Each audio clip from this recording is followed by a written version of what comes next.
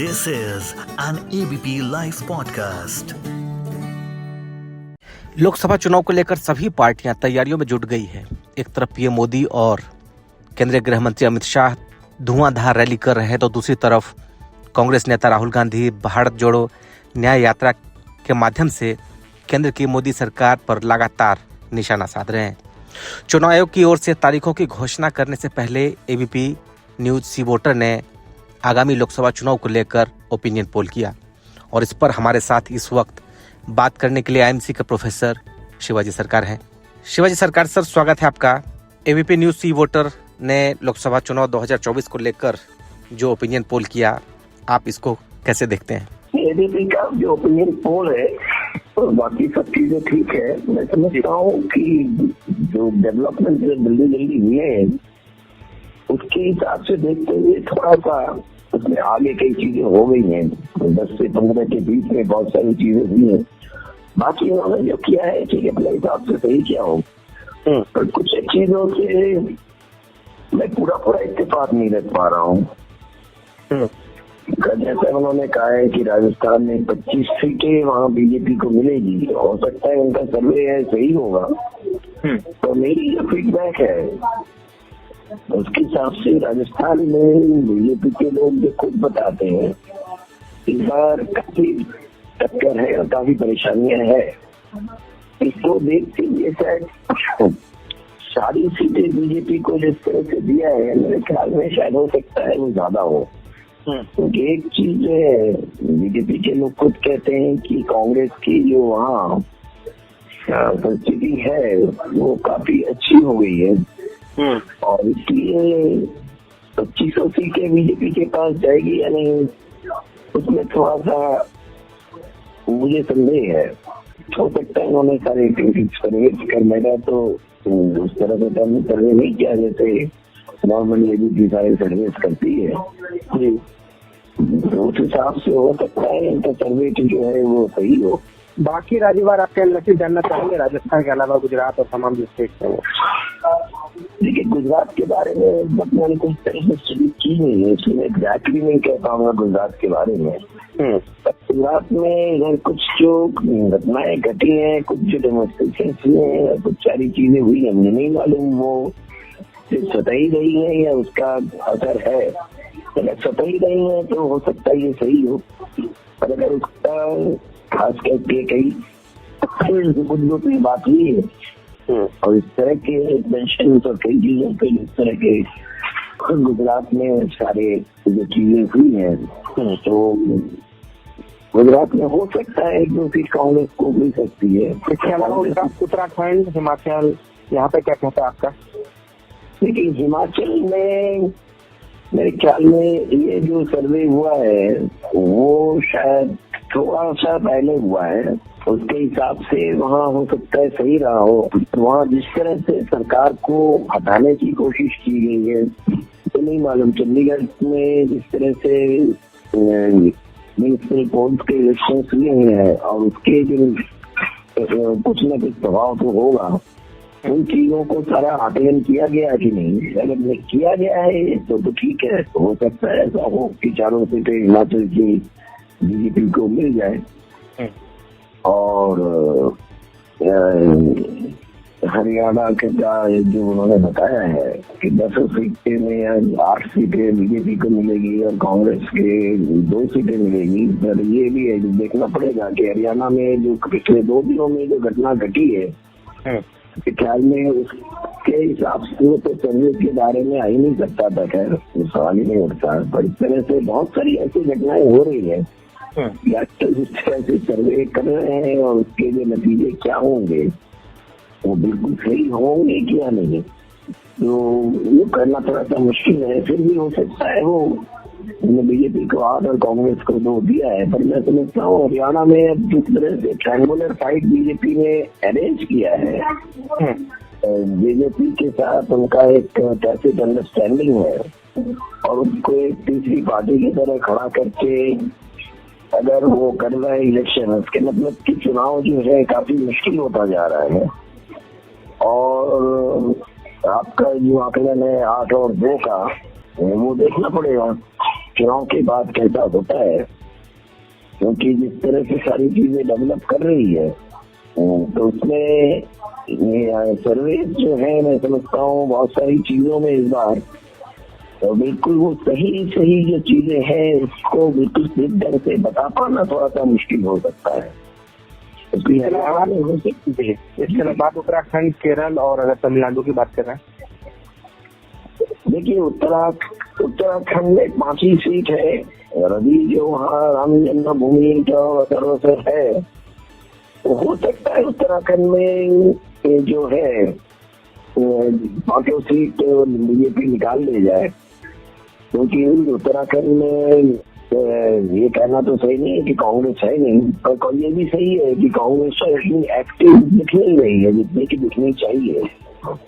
तो इसलिए उन हालातों को अगर मद्देनजर रखा है तो उत्तराखंड में तो हो सकता है 5 सीट जा सकती है उसके बीजेपी के पास।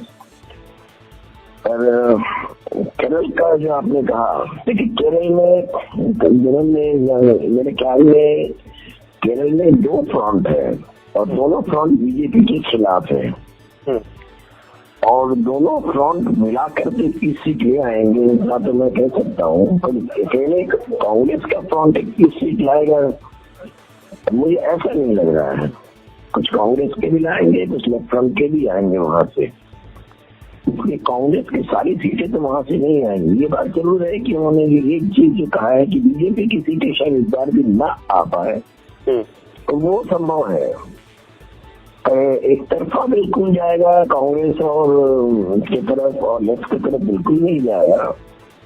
ये जरा सा केरल के जो सिचुएशन होती है उसको देखते हुए जरा सा मुश्किल होता है। बिल्कुल केरल में एक तरफा वोटिंग सामान्य रूप से नहीं होती है और इसलिए जो भी है बीजेपी के खिलाफ तो जाएगा और दोनों पार्टी जो है वहाँ की चुनाव के बाद साथ मिलकर सरकार भी बनाएंगी, ये भी सही है।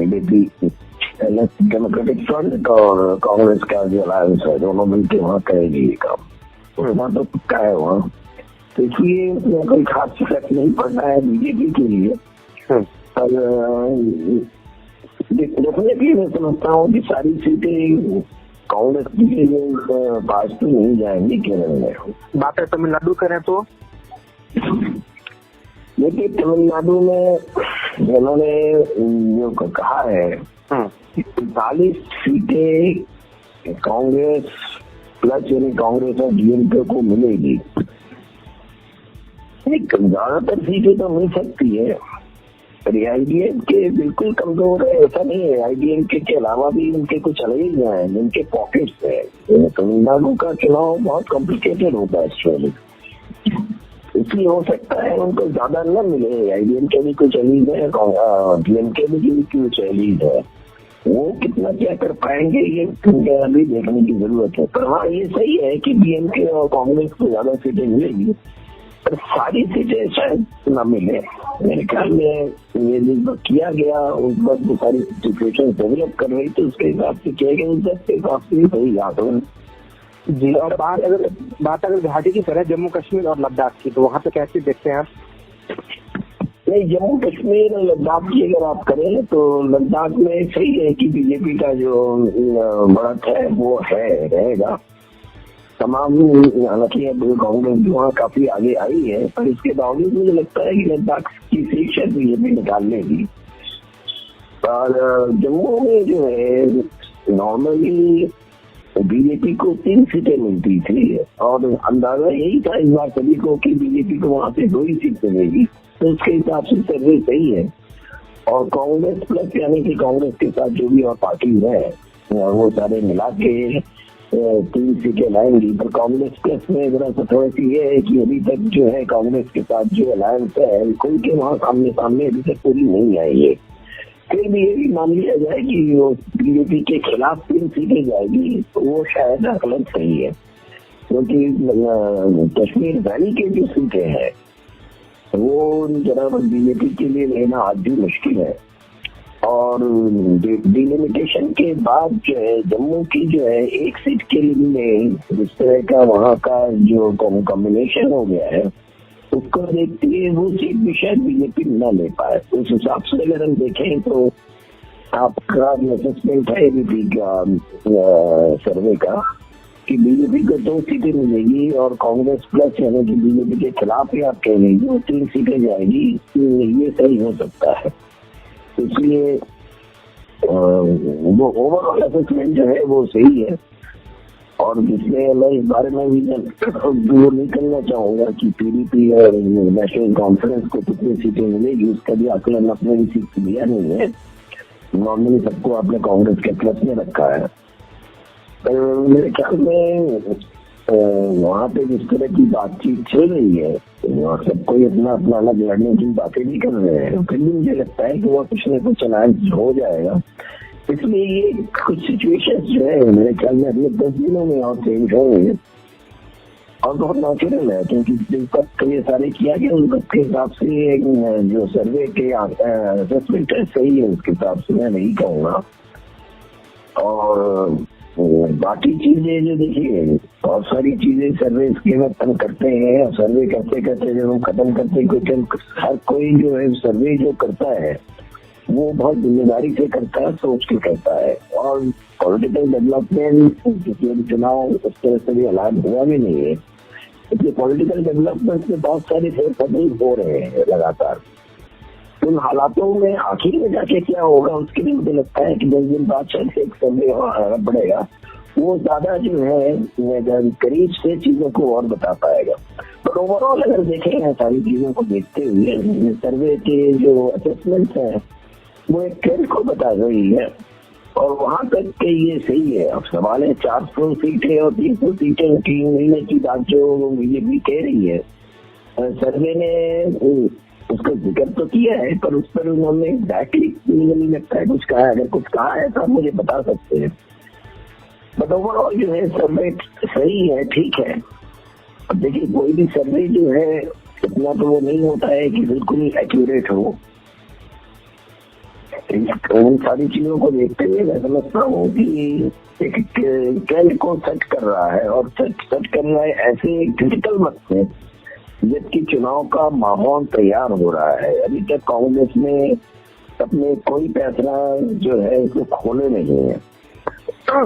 बीजेपी जो है रोज नए नए प्रोग्राम्स लेके आ रही है, रोज नए नए इनोवेशन कर रही है। उनका क्या असर होगा नहीं होगा ये मेरे ख्याल में सर्वे के में शायद उस तरह से उसको पूरा तो देखना मुश्किल था क्योंकि रोज ही नए नए हो रहे हैं।